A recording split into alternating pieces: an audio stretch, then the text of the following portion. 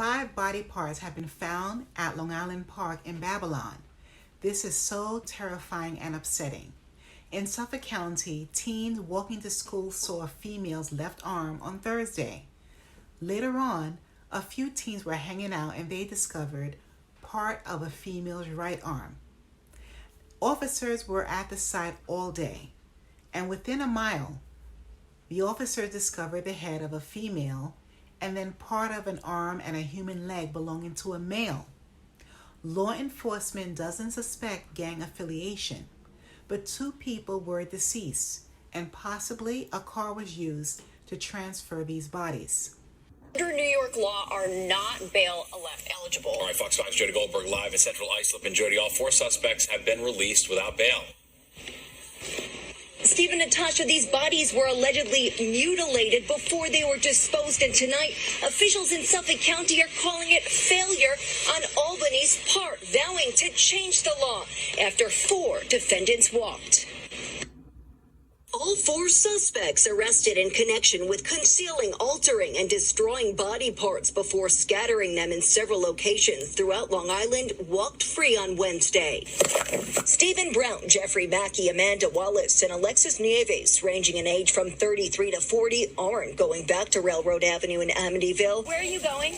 I don't know. It's uninhabitable due to damage to the plumbing after an extensive search, according to prosecutors. The 4 are charged with non-bail eligible crimes, including concealing a human corpse and tampering with evidence. In court, prosecutors say the defendants used butcher knives and meat cleavers to destroy human body parts and went through barbaric lengths to conceal it all. He didn't have anything to do with this and certainly didn't kill anybody. None of the defendants have been charged with murder in connection with the killings of the victims, a 53-year-old man and a 59-year-old woman, first found last week in Babylon Village. They entered not guilty pleas. Their attorneys didn't say how they knew each other or their victims. We maintain our innocence. We look forward to receiving discovery and whatever evidence they have, and we plan on fighting it vigorously. Criminal defense attorney Andrew Cherkasky, who is not tied to the case, calls the bail reform process an absolute disaster. This is the problem with taking the discretion away from the judges. Every case is different, and so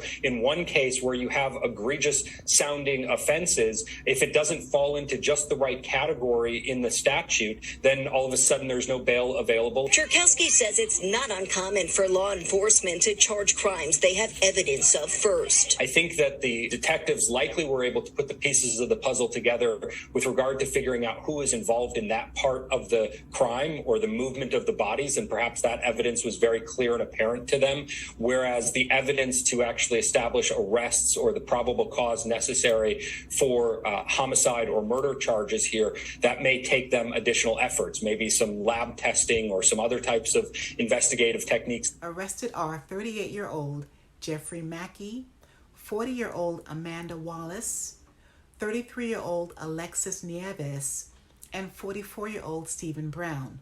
They're all charged with desecrating the body of a 59-year-old woman and a 53-year-old man.